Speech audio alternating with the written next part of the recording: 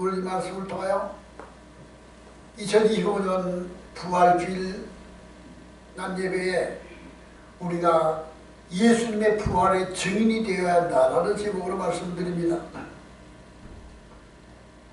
기원전 BC 490년경 페르시아의 다리우스 왕은 그리스를 침략하기 위하여 아테네로 쳐들어갔습니다.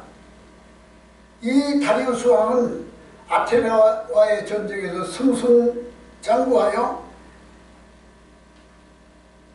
그리스의 아티카 지방 마라토나스 언덕 광야에 이르러 대격전이 이루어지며 이 페르시아 군대가 그리스 군대를 대파하고 큰 승리를 얻게 됩니다.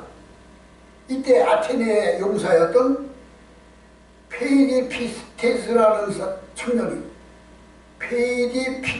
청년이 42km를 달려가서 자기 조국에 전쟁에 승리한 승전보를 전하고 지쳐서 쓰러져 죽습니다. 이 전투가 유명한 마라토나스 언덕에서 있었던 전쟁, 그래서 이 승전보를 전한 그 42km의 주행을 마라톤 경기로 오늘날 기념하고 있는 것입니다. 이 페이디피데스라는 청년이 42km 달려가서 승전가를 전한 그 소식, 승전보, 목숨을 내놓고 달려가 승리의 소식을 전했습니다. 이 승리의 소식을 유앙겔리온이라고 하는데 그 뜻은 복음이라는 뜻입니다. 지금 우리가 예수님이 그노가 되신다는 것과 예수님이 우리의 죄를 대신하여 십자가에서 죽으시고 인류의 모든 죄를 다 대속하시고 우리의 죄를 사하시고 우리를 새 생명 가운데 예수 안에 하나님의 자녀가 되고 영원한 생명을 얻게 한다는 이 놀라운 사실이 가장 복스러운 유앙겔리온 복음인 것입니다. 기쁜 소식입니다.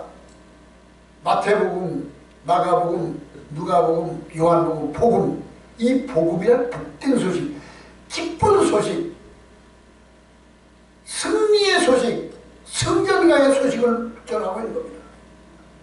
우리는 예수님의 이 복음을 세상에 나가 전해야 될 사명을 가지고 있습니다. 이 유앙겔리온이라는 단어를 어느 때만 했어요. 복음이라는 단어를 어느 때 쓰는가? 승전보를 쓰는가? 전쟁에서 승리했을 때 이 승전보를, 이 복음을 전합니다. 새로운 왕이 즉위했을 때 그 소식을 전하는 것이 왕의 즉위를 알리는 소식입니다. 우리 주 예수님께서 이 세상에 아기 예수로 오셔서 인류의 죄를 다 담당하시고 십자가에서 양손과 양발에 못이 박히시고 피를 쏟고 죽으셨다는 것, 그가 돌아가실 때 다 이루었다고 말씀하시므로 예수님의 죽으심 속에는 지금 살고 있는 80억의 인류들, 그리고 앞으로 태어나고 또 태어나야 될 미래에 존재해야 될 모든 인간들, 영혼들, 모든 사람들의 죄를 예수님께서 십자가에서 다 담당하시고 일거에 처리해버렸다는 이 놀라운 사실이 유앙겔리온 복음이며 가장 깊은 소식입니다.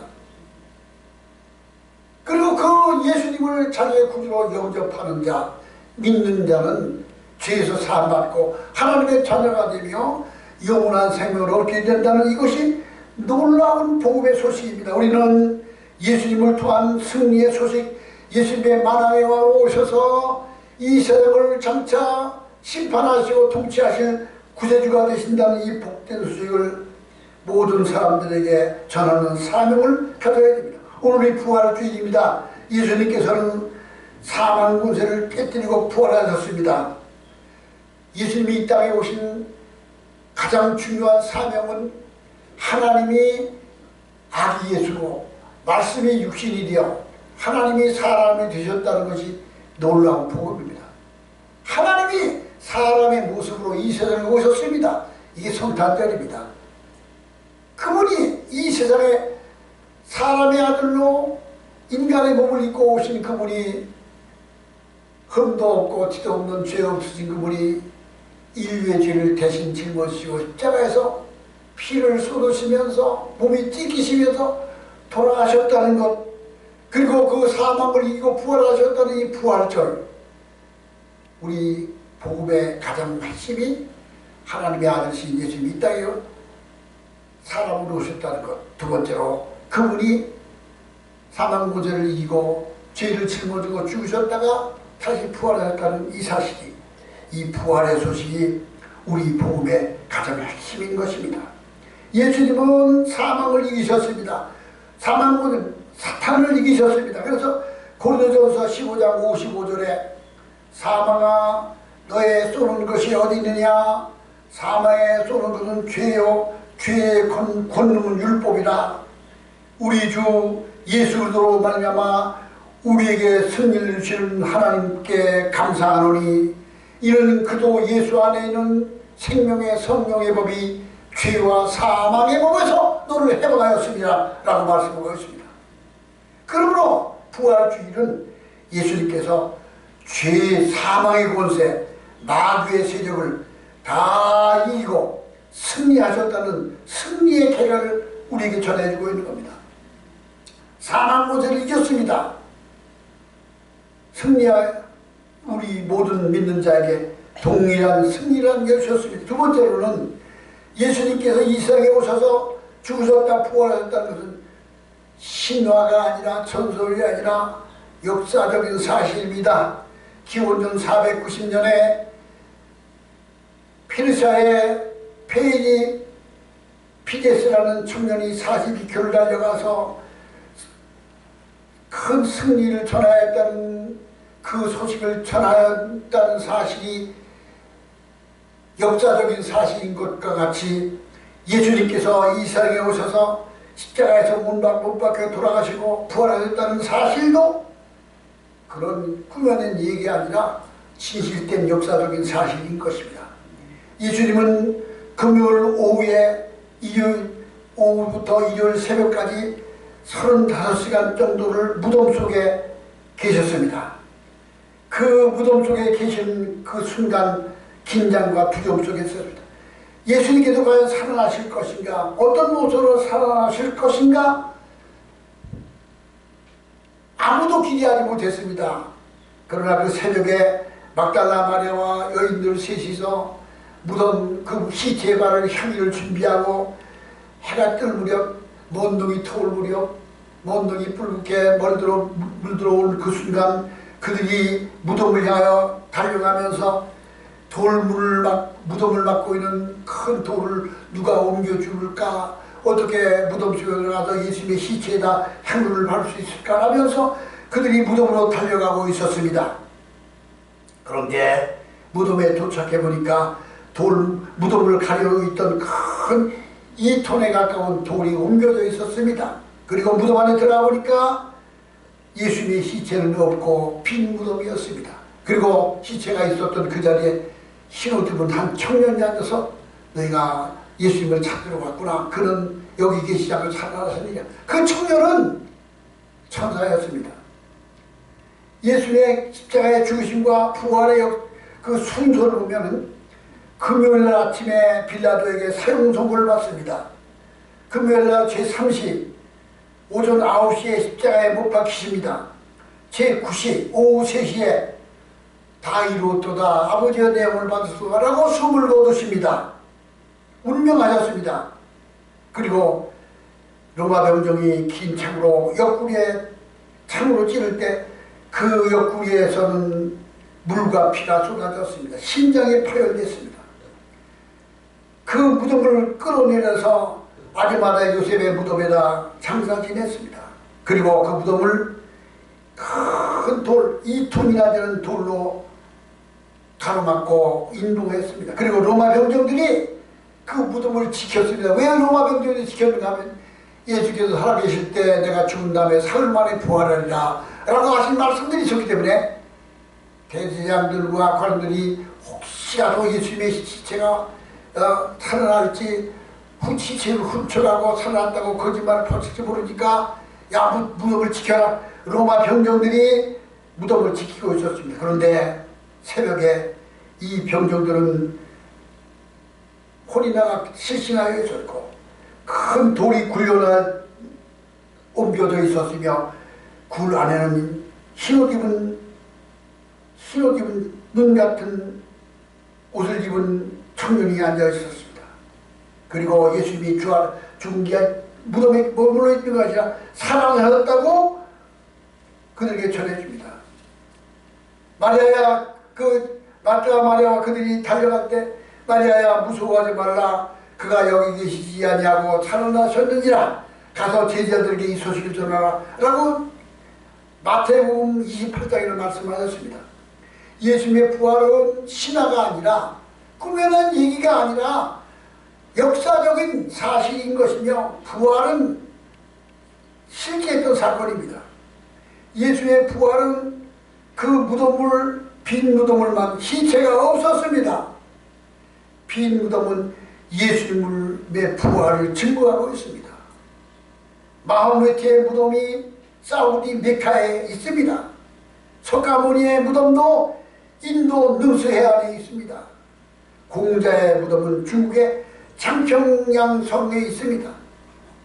목태동의 미라는 천안문 광장 한쪽에 있습니다. 르닌의 미라도 모스크바 붉은 광장에 있습니다. 김일성, 김정일의 미라는 평양 주석국에 있습니다. 그러나 오리진 예수님의 무덤은 빈 무덤이었습니다. 그런 사람을 이고 살아나셔서 그의 무덤에는 그의 시신이 없었습니다. 빈 무덤은 승리를 상징합니다. 마귀의 권세, 사망 권세를 깨뜨리고 이기셨습니다.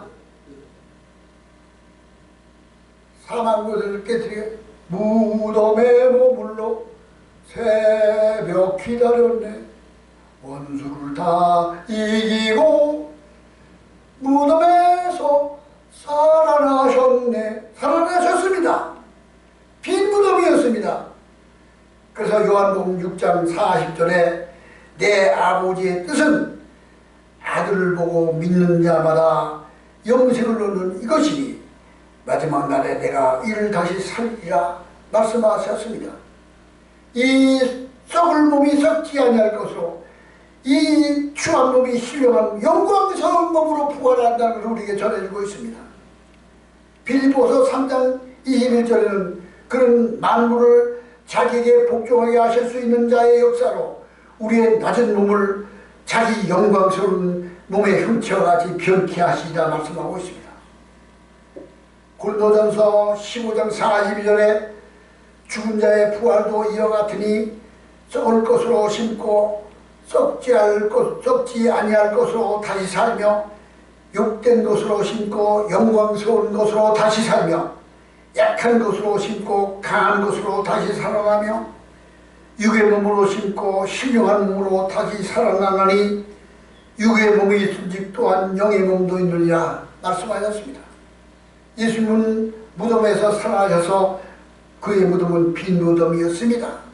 네 번째로 예수의 부활의 몸은 그 영광이 각각 다릅니다. 마태복음 13장 43절에 그때 의인들은 자기 아버지 나라에서 해와 같이 빛나니라 귀 있는 자는 들을지어다 라고 말씀합니다.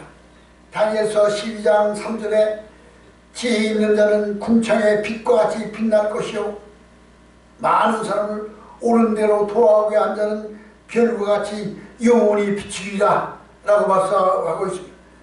우리 그리스도인이 장차 주님 오실 때 무덤에서 살아일어나 신령한 몸, 영광스러운 몸으로 생명의 몸으로 살아날 때 그 영광이 각각 다르다고 말씀했습니다.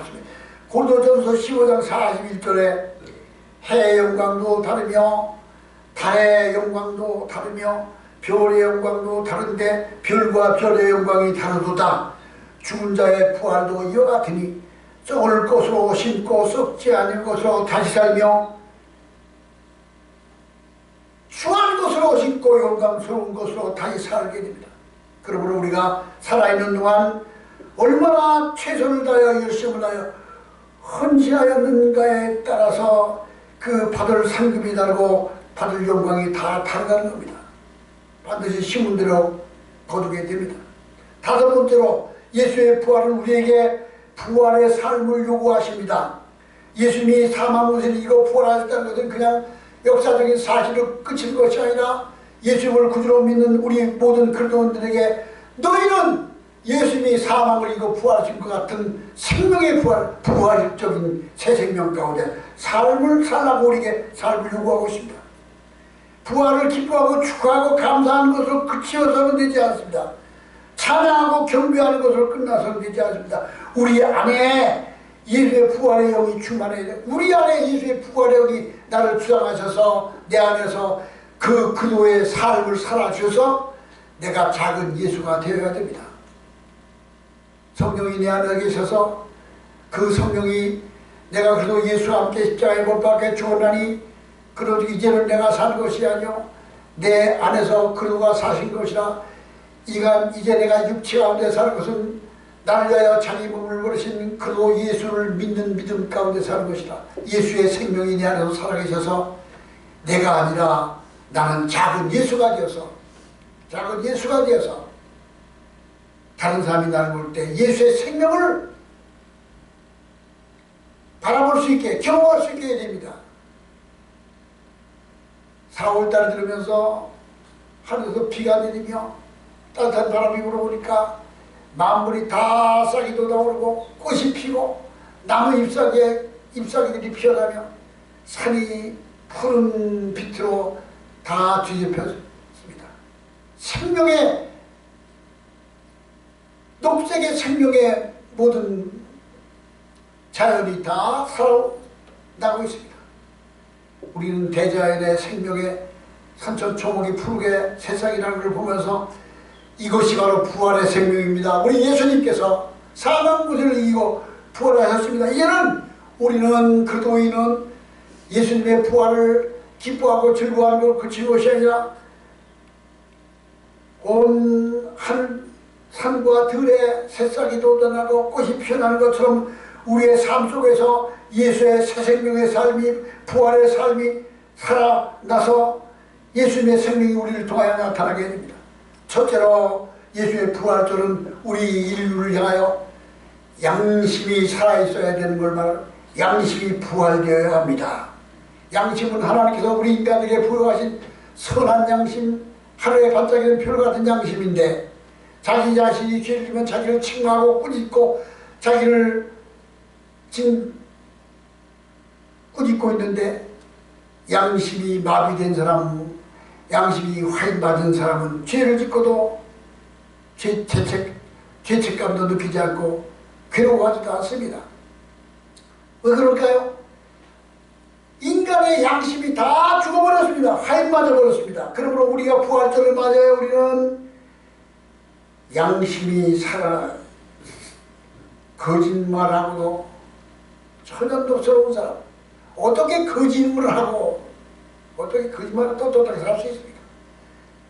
거짓의 영은 마귀고 사탄이라고 했습니다. 양심이 살아나야 됩니다. 양심은 우리의 마음에 하나님이 두신 영적인 지성소입니다. 양심이 마비되면 하나님의 음성을 들을 수 없습니다. 양심이 마비된 자, 거짓말을 하는 자가 하나님과 함께 할 수 없습니다. 두 번째로 윤리적으로 도덕적으로 부활이 일어나야 됩니다. 지금 우리가 보고 있는 이 세상이 온통 거짓이 세상을 가득 채워져 있습니다. 부정과 불법이 세상을 지배하고 있습니다. 이거 왜 그럴까요? 예수의 부활의 생명이 없기 때문입니다. 사망문세, 사탄의 세력이 세상을 지배하고 있기 때문에 우리 예수의 부활절을 통해 우리는 이 세상의 거짓을 물리치고 부도덕한 것을 물리치고 진실과 정의와 공의와 하나님의 진실이 이 세상에 강물같이 흐르는 세상이 되도록 우리가 부활의 생명을 살아내야 됩니다. 그래서 너희는 세상의 빛이니 빛을 사람의 등불 켜도 만화에 두지 아니하고 등궁 위에 두나니 이는 많은 사람에게 비치게 하려 함이라. 너희가 세상의 소금이니 소금이 그 맛을 잃으면 무엇으로 짜게 하려. 소금의 맛을 잃으면 다만 밖에 버려서 사람에게 밟힐 뿐이니라. 그러므로 우리 그리스도인이 양심을 잊어버리고 거짓말을 따라가다 보면 세상 사람에게 밟히는 거예요. 조롱받는 거예요. 오히려 예수 믿는다는 것이 더 부끄러움이 되는 거예요. 우리는 부활주의를 맞아요. 예수의 부활의 생명이 우리 삶 속에서 살아 역사하는 그런 예수의 부활의 생명이 우리 속에서 나타날 수 있는 그런 삶을 살아야 됩니다. 우리의 심령이 부활이 일어나야 됩니다. 하나님의 생명이 산천초목의 푸른 밑으로 새싹이 돋아날 것 같이 온 천지의 생명으로 가득 채워지는 2025년 부활주일이 되어야 될 줄로 믿습니다. 우리 국가적으로도 세계적으로도 모든 것을 다 바라보면 그리스도인이 영성으로 바라보면 낙심할 수밖에 없고 영성으로 바라보면 절망할 수밖에 없습니다. 왜 이 세상이 이렇게 거짓과 불법과 부정이 겹쳤을까? 우리는 예수의 부활의 생명을 통하여 그래서 애통하는 자가 복이 있다고 의를 위하여 피박을 받는 자가 복이 있다고 해요. 세상을 바라보고 마음이 아파서 애통하는 거예요. 의를 위하여 핍박을 받는 거예요. 그런데 거짓말하는 세력이 득세하고 불법을 저지르는 자들이 세상을 지배하고 거리를 활보하며 큰 소리를 치고 백주대낮에 그들이 자기들이 승리한 것처럼 비추고 있습니다. 우리는 부활절을 맞아요. 예수의 부활의 생명을 통하여 이 세상에 빛이 되고 소금이 되고 하나님의 은총과 복음의 역사, 이 복스러운 이왕개리온의 복음의 역사가 이 세상에 만연하게 전파될 수 있도록 사명을 감당해야 될 줄로 믿습니다. 기도하시겠습니다.